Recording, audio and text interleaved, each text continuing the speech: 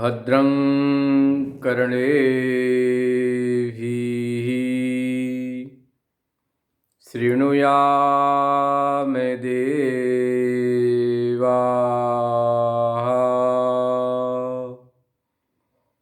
भद्रं पश्येमाक्षभिर्यजत्राः स्थिरैरङ्गैस्तुष्टुवागुंसस्तनूभिर्व्यसेमदेवहितं यदायुः स्वस्ति न इन्द्रो वृद्धश्रवाः स्वस्ति नः पूषा विश्ववेदाः स्वस्ति नस्तार्क्ष्यो अरिष्टनेमिः स्वस्ति नो बृहस्पतिर्दधातु ॐ शान्तिः शान्तिः शान्तिः।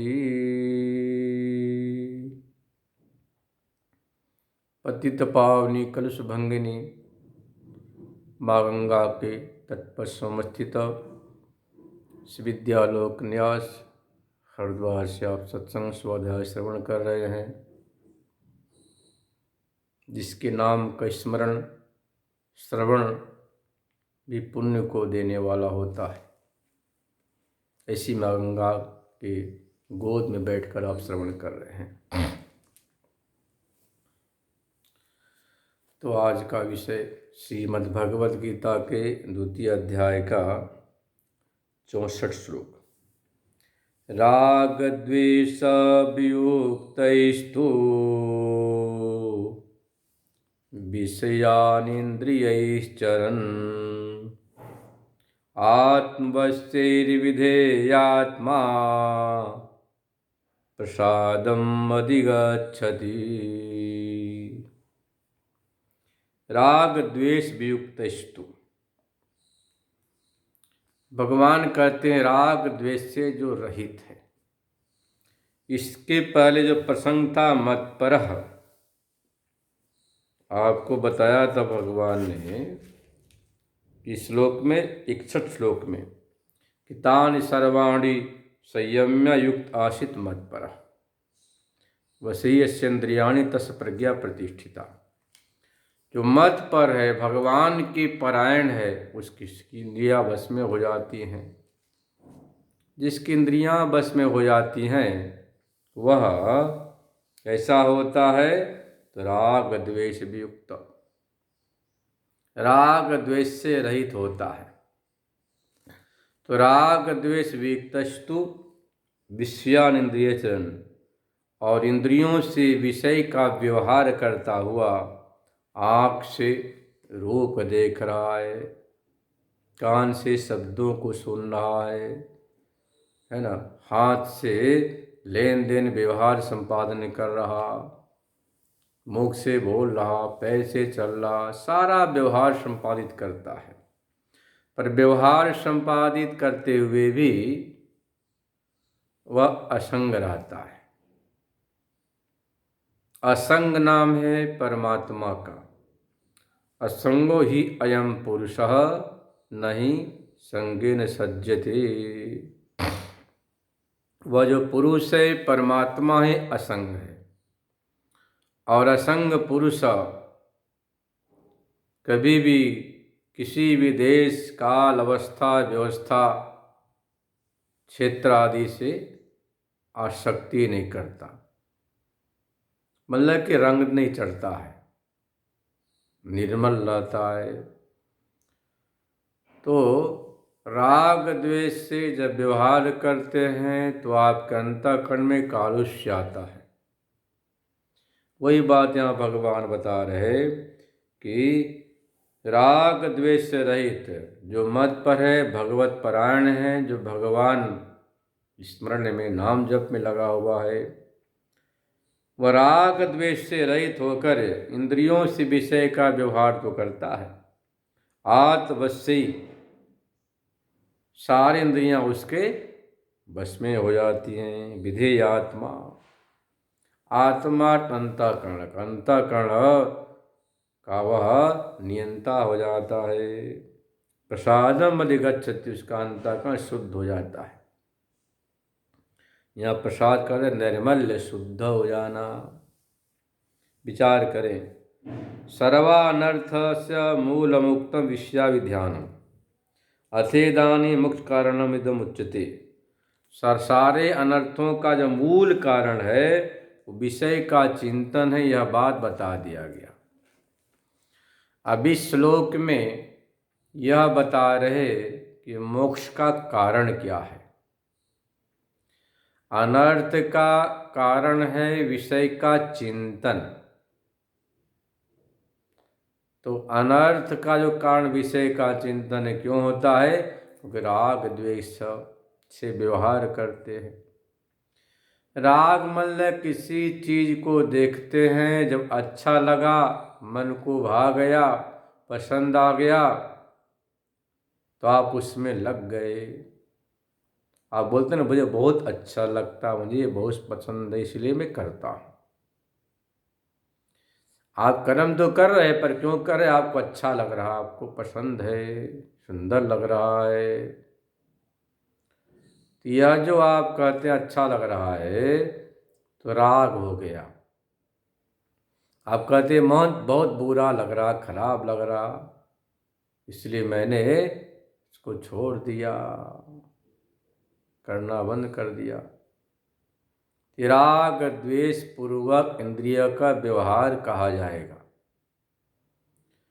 जब आप कर्तव्य बुद्धि से करेंगे कि मनुष्य होने के नाते हमारा कर्तव्य है, शास्त्र कहता है, महापुरुष कहते हैं, गुरु जी कहते हैं, बड़े बूढ़े कहते हैं, हमारी कुल परंपरा है, हमें अच्छा लगे या न लगे, हमें तो करना ही है, हमारा कर्तव्य है। तो अब राग द्वेष से रहित हो गया। प्रातः काल उठना, ब्रह्म मुहूर्त में स्नान करना, संध्योपासन करना, देवार्चन करना, नाम जप करना, ध्यान करना। अब अच्छा लगे या न लगे, मन लगे या न लगे, शास्त्र कहता है, गुरु आज्ञा है, शास्त्र आज्ञा है, अपनी परंपरा, इसलिए हमें यह करना चाहिए, हमारा कर्तव्य है। तो जब ऐसा करेंगे तो राग द्वेष से रहित होकर व्यवहार कहा जाएगा। और यदि आप अपनी इच्छा को सबसे ऊपर रखेंगे, हमारी इच्छा को अच्छा लगे वह मैं करूँगा, और हमारी इच्छा को बुरा लगे वह नहीं करूँगा, यह द्वेष हो गया। किसी काम को नहीं करना क्योंकि शास्त्र निषेध है, इसलिए अकर्तव्य है। यदि आपने अपने जीवन में शास्त्र दृष्टि लाई, धर्म दृष्टि लाई, बड़े बूढ़ों की दृष्टि लाई, परंपरा की दृष्टि लाई, तब तो राग द्वेष से वियुक्त होकर इंद्रियों का व्यवहार होगा।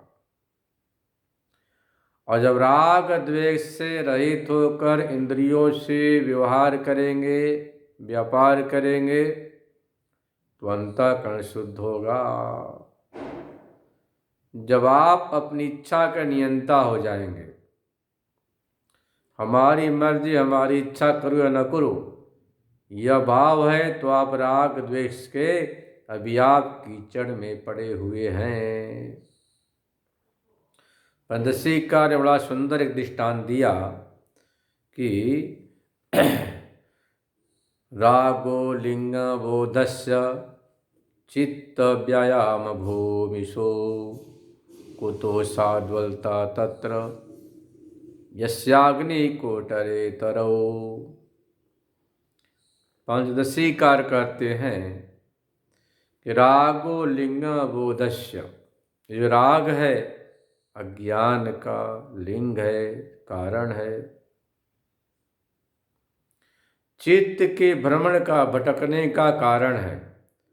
आप कहते हैं कि अजी मैं तो अपने मन को भगवान की भक्ति में लगाना चाहता हूँ, भजन करना चाहता हूँ, चिंतन करना चाहता हूँ, स्मरण करना चाहता हूँ, पर मनी नाम लगता नहीं, तो मैं क्या करूँ।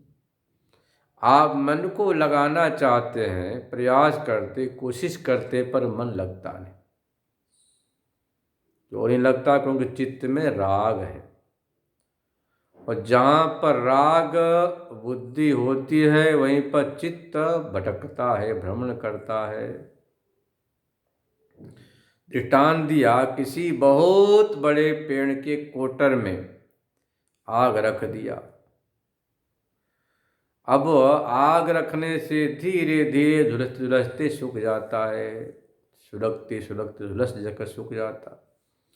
ऐसा हृदय रूपी कोटर में यदि राग द्वेष पड़ा हुआ है तो आपको शांति नहीं मिल सकती। तो अज्ञानी जीव सारा व्यवहार राग द्वेष, अच्छा लगा तो राग, बुरा लगा तो द्वेष, उससे व्यवहार करता है।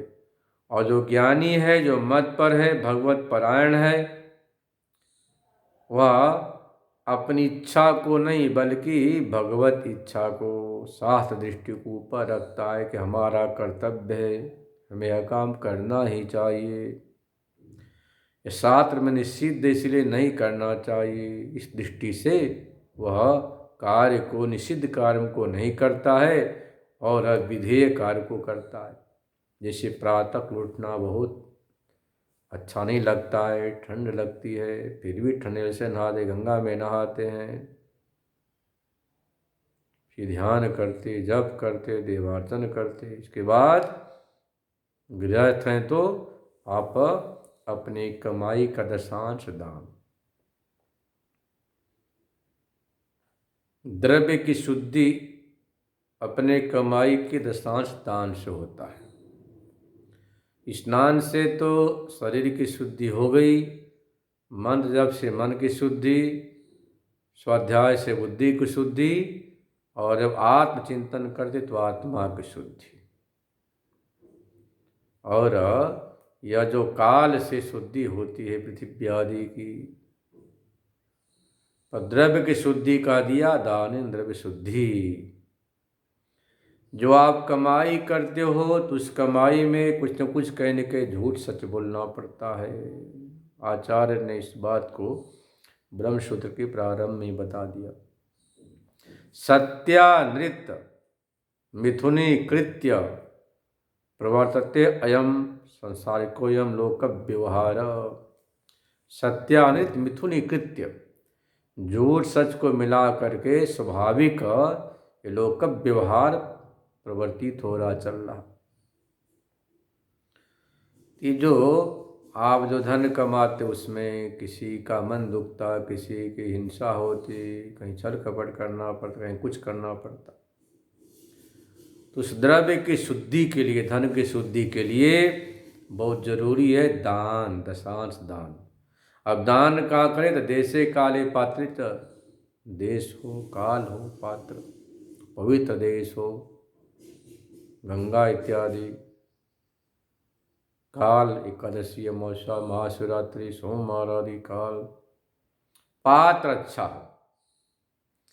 यदि आपने दान दिया पर कुपात्र है तो आपका दान फलित नहीं होगा। बड़े महाराज जी कहा करते थे कि एक बहुत बड़े सेठ द्वारिकाधीश भगवान के दर्शन के लिए गए। पुराने जमाने की बात है। दर्शन किया, लौटने लगे तो क्या देख रहे, समुद्र किनारे एक मछुआरा मछली मार रहा। उन्हें बहुत दया आ गई। मछुआरे के पास गए, बोले भाई क्यों इन निरीह जीवों की हत्या कर रहे? उन्होंने कहा सेठ जी यह तो हमारी आजीविका है, नहीं मारूंगा तो कैसे काम चलेगा, हम भूखे मर जाएंगे। बोला अच्छा बताओ इससे तुम्हें कितना मिलता है? बोला इतना पैसा महीने का मिल जाता है। बोला ठीक है, तुम इतने पैसे महीने के मिल जाया करेंगे, अब तुम मछलियों को मारना छोड़ो, सत्कर्म करो, सत्संग सुनो। खुश हो गया। अब सेठ जी का मुनि हर महीने उसके खर्चे का पैसा उसे भेज दिया करता। 6 महीने साल भर हो गए, बड़े मस्त। एक अच्छी बात है। अब बैठे बैठे क्या करे, शराब पीना शुरू कर दिया, विचार करने लग गया। अब सेठ जी के दान के पैसे से सुरा सेवन करने लगा, विचार में लग गया, पड़े रहता।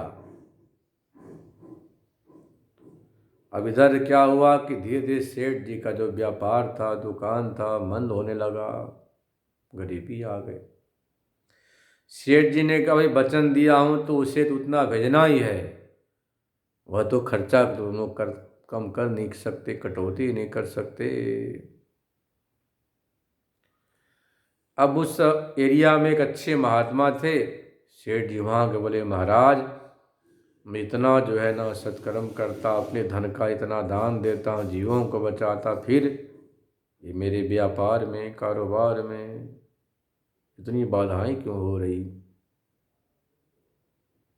महात्मा ने कहा देखो भाई तुम पता लगाओ, इतना जो तुम पैसा गरीबों को भेजते हो, तुम कहते दान देता हूँ, पता लगाओ पैसे का होता क्या है।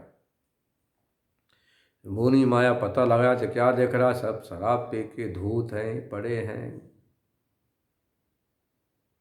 तब कहा सेठ जी उस पैसे का दुरुपयोग हो रहा। बोले क्या? तो वो कहते हैं मुफ्त में खाना पीना मिल जाता, पैसा भेज तो शराब पीते हैं। मुफ्त में, फ्री में खूब उन्हें जो है ना पैसे मिल जाता, काम करना है नहीं। और आपका जो दान है वो दान से क्या करते, शराब पीते, जुआ खेलते, नृत्य गान करते, कोई भजन नहीं करता, कोई पूजन नहीं करता, कोई सत्कर्म नहीं करता। बोले बंद करो। अब वह खर्चा बंद कर दिया, फिर धीरे धीरे व्यापार सुधर गया। तो देखो धन का दुरुपयोग होगा, या आपने कुपात्र में दान दिया तो धन का दुरुपयोग हो गया, तो लक्ष्मी का नाश होता, धन का नाश, द्रव्य का नाश। अभी जो ये नई है ना अपने भारत में एक जो खड़ी है झाड़ू वालों की पार्टी, इसको आप बोलते आप, सबसे खतरनाक है इसकी नीतियां हैं, देशद्रोही नीतियां हैं ये केजरीवाल आपके पार्टी की। अब महाराज सबको मुफ्त में बिजली दे रहा है, पानी दिए जा रहा है मुफ्त में पैसे बांट रहा, मुफ्त में अनाज बांट रहा। इससे क्या होगी, ये सब आलसी हो जाएंगे, प्रमादी हो जाएंगे, धन का दुरुपयोग करेंगे। हमारे यहाँ परंपरा के आदमी को समर्थ बनाओ, सक्षम बनाओ, योग्य बनाओ। फ्री का खाने की आदत पड़ जाएगी तो फिर आलसी, प्रमादी, दुर्गुणी हो जाएगा मनुष्य। तो नारायण ये जो दान है द्रव्य की शुद्धि के लिए, तो दान में इस पात्र का विचार करना पड़ता है कि आप जो दान दे रहे हैं उसका जो पात्र है कैसा है, सदाचारी है, सद्गुणी है, भगवत भक्त है, तब तो अच्छी बात। वो दान दिया हुआ आपका दान फलता है, दिन दुगुना रात चौगुना फलेगा। यदि आपने कुपात्र में दान दिया तो वह दान जो है ना फलता नहीं है। इसलिए द्रव्य की शुद्धि के लिए दान बताया। तो आपकी इच्छा हो या न हो, शास्त्र कहता है, महापुरुष कहते, इसलिए आपको इस सत्कर्म कर्तव्य है। यह हो गया राग द्वेष से रहित व्यवहार। और आपको अच्छा नहीं लगता है तो आप नहीं करते हैं, तो आपने अपनी इच्छा को ऊपर रख दिया। मतलब धर्मशास्त्र, महापुरुष और शास्त्र दृष्टि से आपने ऊपर इच्छा को रख दिया कि इच्छा हमारी नहीं कर, इसलिए मैं तो ये सब नहीं करता। ये जो व्यवहार राग द्वेष का ये आपको दुखी करता है, इसलिए भगवान ने कह दिया भाई जो राग द्वेष से रहित जो व्यवहार है, वह जो व्यवहार है आपके चित्त को शुद्ध करता है। राग द्वेष वियुक्तस्तु विषयानि इंद्रियचरण, इंद्रियों से व्यवहार करता है। आत्मवश से उसकी इंद्रियां शुद्ध हो जाती, बस में हो जाती हैं, क्योंकि अब अपनी इच्छा को ऊपर नहीं रखता है, अपनी इच्छा से नहीं करता, मर्जी से नहीं करता, अच्छा बुरा लगने से नहीं करता है, न छोड़ता है। आपकी इच्छा हुई तो आपने किया, और आपकी इच्छा नहीं तो नहीं किया, ऐसा नहीं। अब शास्त्र आज्ञा, धर्म दृष्टि, महापुरुष दृष्टि, वृत्त दृष्टि, ये दृष्टिकोण से दिया व्यवहार करते हैं, इंद्रियों से क्रियाकलाप करते हैं, जिससे इंद्रियां शुद्ध, चित्त शुद्ध होता है। प्रसादम अधिगच्छति, चित्त निर्मलता को प्राप्त होता है।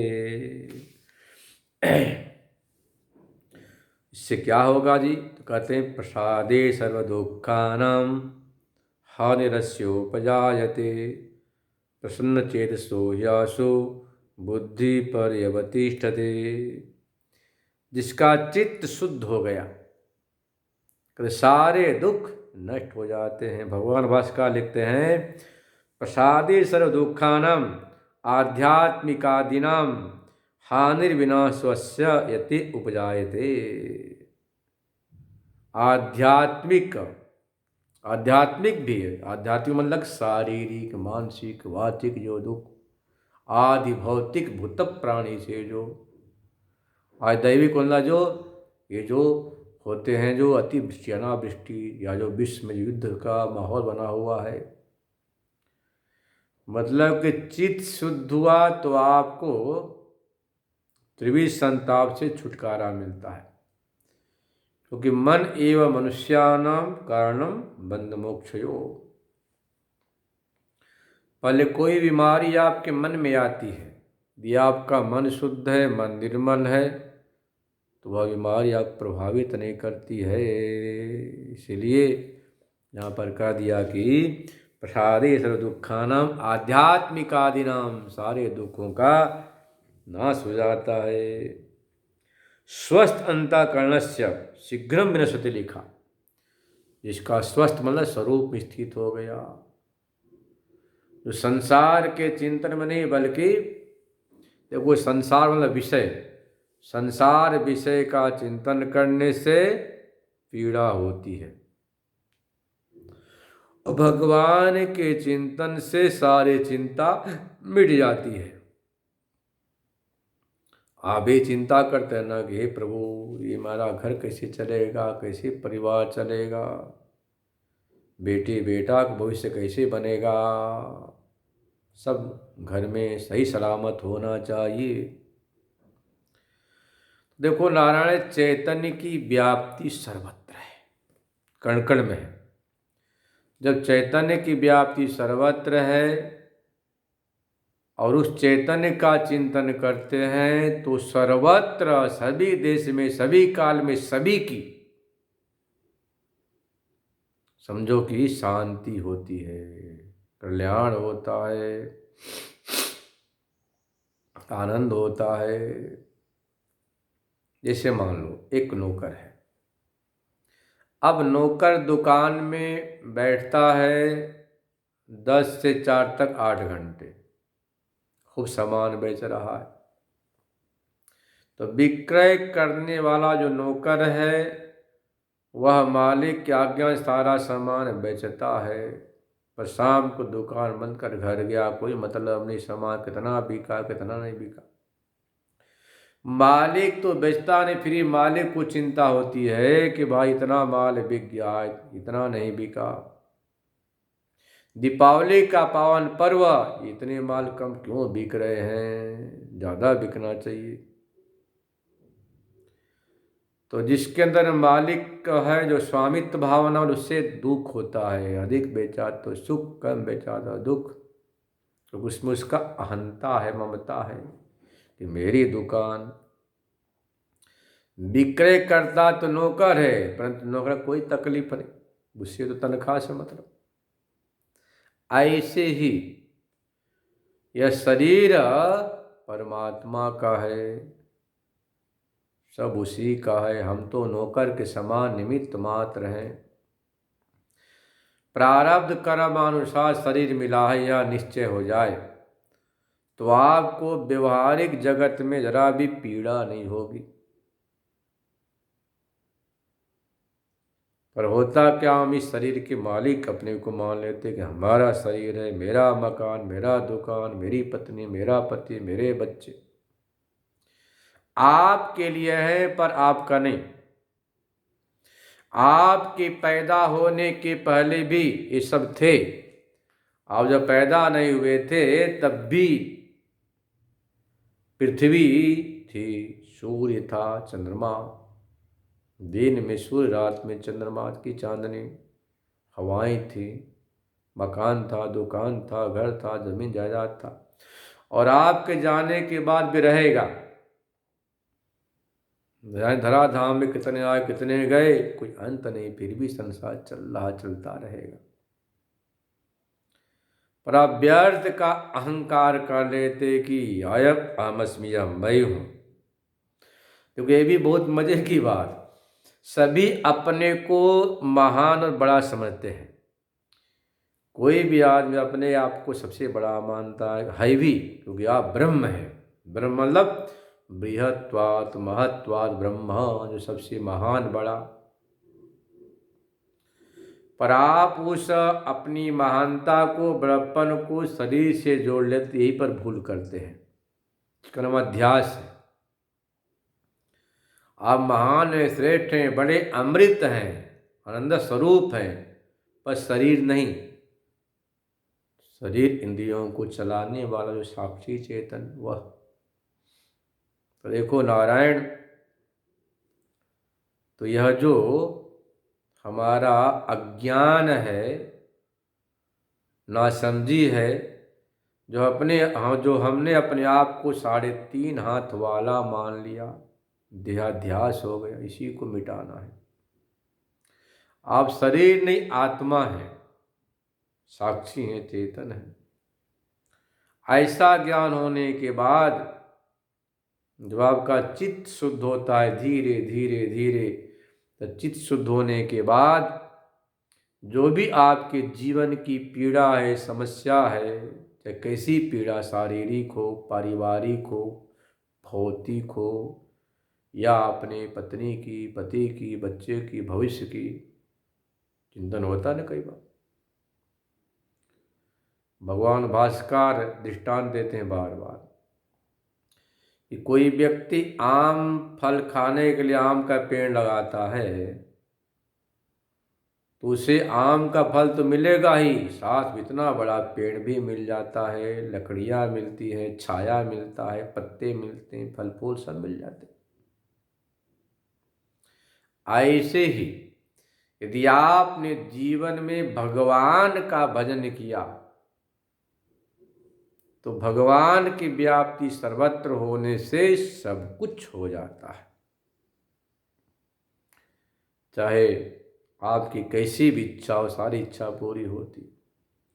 यदि आप अपनी इच्छा को पूरी करने चलते हैं तो एक इच्छा पूरी, दूसरी अधूरी। पूर्ण तो एक परमात्मा ही है, इसलिए कह दिया प्रसादे सर्व दुखानाम हानिरस्योपजायते। प्रसन्न चेतसो, जिसका चित्त शुद्ध हो गया वह तत्काल स्वरूप में प्रतिष्ठित हो जाता है।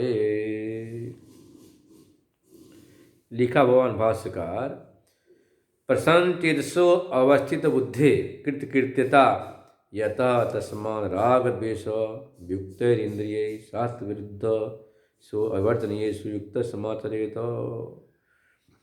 तो जीवन में जो राग द्वेष है, ये राग द्वेषी तो आपको संसार में उलझा रखा है। यदि आप अपने व्यवहार को शुद्ध करना चाहते हैं, सबसे सरल उपाय है कि त्वदीयम वस्तु गोविंद तुममेव समर्पये। हे गोविंद, सब तुम्हारी है, तुम्हें सब समर्पित है। जो भी कुछ है सब तुम्हारी और तुमको समर्पित है।